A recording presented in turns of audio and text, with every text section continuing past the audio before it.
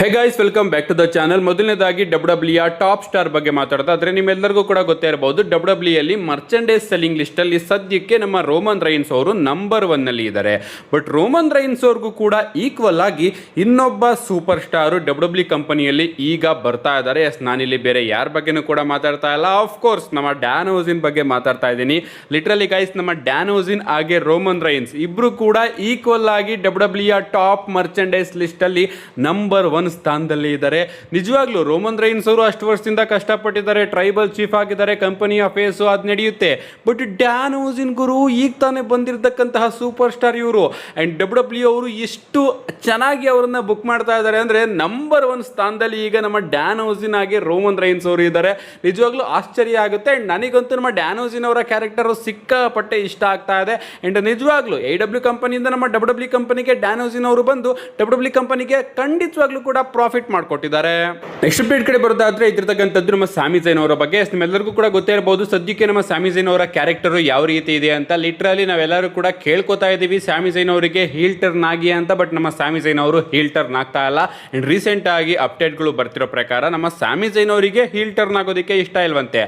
ಅವರಿಗೆ ಬ್ಯಾಡ್ ಗಾಯ್ ಆಗೋದಕ್ಕೆ ಇಷ್ಟ ಇಲ್ವಂತೆ. ಅಂಡ್ ಅದಕ್ಕೋಸ್ಕರ ಅವರು ಡಬ್ಲ್ಯೂ ಕ್ರಿಯೇಟಿವ್ ಟೀಮ್ಗೆ ಇನ್ಫಾರ್ಮ್ ಮಾಡಿದಾರಂತೆ. ಯಾಕಂದ್ರೆ ನನ್ನ ಹಾಗೆ ಫ್ಯಾನ್ಸ್ಗಳ ನಡುವೆ ಇರತಕ್ಕಂತಹ ರಿಲೇಶನ್ಶಿಪ್ ಬ್ಯಾಡ್ ಗೈ ಆಗಿ ಕಳ್ಕೊಳ್ಳೋದಕ್ಕೆ ಇಷ್ಟ ಇಲ್ಲ. ಅದಕ್ಕೋಸ್ಕರ ನಮ್ಮ ಸ್ಯಾಮಿ ಝೈನ್ ಅವರು ಇದನ್ನ ಡಿಫ್ರೆಂಟ್ ಆಗಿ ಪ್ಲೇ ಮಾಡಿ, ಡಿಫ್ರೆಂಟ್ ಆಗಿ ಏನಾದರೂ ಮಾಡಿ ಅಂತ ಡಬ್ಲ್ಯೂ ಕ್ರಿಯೇಟಿವ್ ಟೀಮ್ಗೆ ಇನ್ಫಾರ್ಮ್ ಮಾಡಿದಾರಂತೆ. ಅಂದ್ರೆ ಸಡನ್ ಆಗಿ ನಮ್ಮ ಸ್ಯಾಮಿ ಝೈನ್ ಅವರು ಅಟ್ಯಾಕ್ ಮಾಡಿ ಹೀಲ್ ಆಗೋದು ಬೇಡ, ಬದಲಿಗೆ ಫ್ಯಾನ್ಸ್ಗಳೇ ಅವರನ್ನ ಹೇಟ್ ಮಾಡ್ತಾ ಅದಾದ್ಮೇಲೆ ಫ್ಯಾನ್ಸ್ಗಳ ಮೇಲೆ ಟರ್ನ್ ಆಗುವಂತಹ ಆಂಗಲ್ ನಮಗೆ ನೋಡೋದಕ್ಕೆ ಸಿಗಬಹುದು. ಅಟ್ಯಾಕ್ ಮಾಡಿ ಹೀಲ್ ಟರ್ನ್ ಆಗೋದಿದ್ದರೆ ರಸಲ್ ಮೀನಿಯಾದಲ್ಲಿ ಆಗ್ಬೋದಾಗಿತ್ತು, ಅಥವಾ ಬ್ಯಾಕ್ ಕ್ಲಾಶ್ ಅಲ್ಲಿ ನಮ್ಮ ಸ್ಯಾಮಿ ಝೈನ್ ಅವರು ಆಗ್ಬೋದಾಗಿತ್ತು.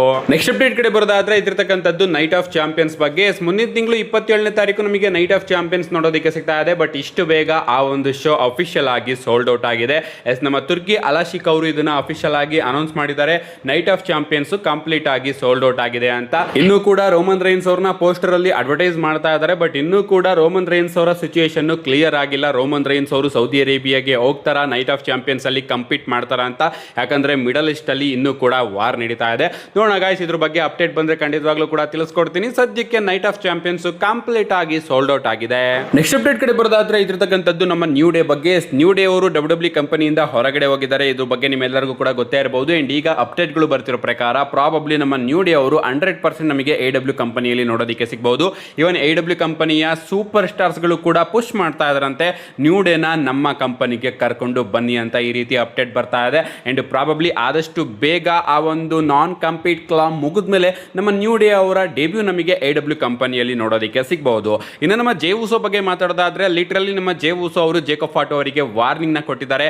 ಅವರ ಒಂದು ಸ್ಟೋರಿನ ನೀವು ಇಲ್ಲಿ ನೋಡ್ತಾ ಇರಬಹುದು. ಟ್ರೈಬಲ್ ಚೀಫ್ ಗಿಂತನೂ ಕೂಡ ಮುಂಚೆ ನಾನೇ ನಿನ್ನ ಆಸ್ ನ ಕಿಕ್ ಮಾಡ್ತೀನಿ ಅಂತ ನಮ್ಮ ಜೇ ಉಸೋ ಅವರು ಜೇಕೋಬ್ ಫಾಟೋಗೆ ಒಂದು ವಾರ್ನಿಂಗ್ ನ ಕೊಟ್ಟಿದ್ದಾರೆ. ರೀಸೆಂಟ್ ವಿಡಿಯೋದಲ್ಲಿ ನಾನು ನಿಮಗೆ ತಿಳಿಸಿದ್ದೆ, ಜೇಕೋಬ್ ಫಾಟೋ ಅವರು ಪ್ರಾಬಬ್ಲಿ ನಮ್ಮ ಜೇ ಉಸೋ ಹಾಗೆ ಜಿಮ್ಮಿ ಉಸೋ ಜೊತೆನೂ ಕೂಡ ಒಂದೊಂದು ಮ್ಯಾಚ್ ಅಲ್ಲಿ ಕಂಪೀಟ್ ಮಾಡಬಹುದು ಅಂತ. ಯಾಕಂದ್ರೆ ಅವ್ರ ಮೇಲೂ ಕೂಡ ನಮ್ಮ ಜೇಕೋಬ್ ಫಾಟೋ ಅವರು ಅಟ್ಯಾಕ್ ಮಾಡಿದ್ರು. ಅಂಡ್ ಅದೇ ರೀತಿ ಪ್ರಾಬಬ್ಲಿ ಆದಷ್ಟು ಬೇಗ ನಮಗೆ ಜೇ ಉಸೋ ಹಾಗೆ ಜೇಕೋಬ್ ಫಾಟೋ ಅವರ ಮ್ಯಾಚ್ ಕೂಡ ನೋಡೋದಕ್ಕೆ ಸಿಗಬಹುದು. ನಮ್ಮ ನೆಕ್ಸ್ಟ್ ಅಂಡ್ ಫೈನಲ್ ಅಪ್ಡೇಟ್ ಕಡೆ ಬರೋದಾದ್ರೆ ಇದಿರ್ತಕ್ಕಂಥದ್ದು ನಮ್ಮ ವೈಪರ್ ರ್ಯಾಂಡಿ ಆರ್ಟನ್ ಅವರ ಬಗ್ಗೆ. ಫೈನಲಿ ಗೈಸ್, ನಮ್ಮ ವೇಟಿಂಗು ಮುಗಿತಾ ಬರ್ತಾ ಇದೆ. ಯಾಕಂದ್ರೆ ಡಬ್ಲ್ಯೂ ಅವರು ಅಫಿಷಿಯಲ್ ಆಗಿ ಮೇ 29ನೇ ತಾರೀಕಿನ ಸ್ಮ್ಯಾಕ್ ಡೌನ್ಗೆ ವೈಪರ್ ರ್ಯಾಂಡಿ ಆರ್ಟನ್ ಅವ್ರನ್ನ ಅಡ್ವರ್ಟೈಸ್ ಮಾಡಿದ್ದಾರೆ.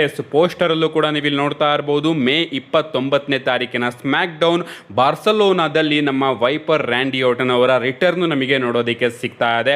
ನನಗಂತೂ ಸಿಕ್ಕಾಪಟ್ಟೆ ಖುಷಿ ಆಗ್ತಾ ಇದೆ. ಅಷ್ಟೊತ್ತಿಗೆ ಕ್ಲಾಶ್ ಇನ್ ಇಟಲಿ ಕೂಡ ಬರ್ತಾ ಇರುತ್ತೆ. ನೋಡಬೇಕು ನಮ್ಮ ರ್ಯಾಂಡಿ ಆರ್ಟನ್ ಅವರು ಸ್ಮ್ಯಾಕ್ ಡೌನ್ಗೆ ಬಂದು ಏನ್ ಮಾಡ್ತಾರೆ ಅಂತ. ಅಂಡ್ 100% ಕೋಡಿ ರೋಡ್ಸ್ ಅವರ ಮೇಲೆ ಅಟ್ಯಾಕ್ ಮಾಡ್ತಾರೆ ಅಂತ ಅನ್ಸುತ್ತೆ. ಲಿಟ್ರಲಿ ಮೇ 29ನೇ ತಾರೀಕು ವೈಪರ್ ರ್ಯಾಂಡಿ ಆರ್ಟನ್ ಅವರ ರಿಟರ್ನ್ ಡಬ್ಲ್ಯೂ ಅವರು ಅಫಿಷಿಯಲ್ ಆಗಿ ಅನೌನ್ಸ್ ಮಾಡಿದ್ದಾರೆ. ಇದ್ರ ಬಗ್ಗೆ ನಿಮ್ಮ ಅಭಿಪ್ರಾಯನ ಕಮೆಂಟ್ ಮಾಡಿ ಅಂತ ಹೇಳ್ತಾ, see you guys in my next video.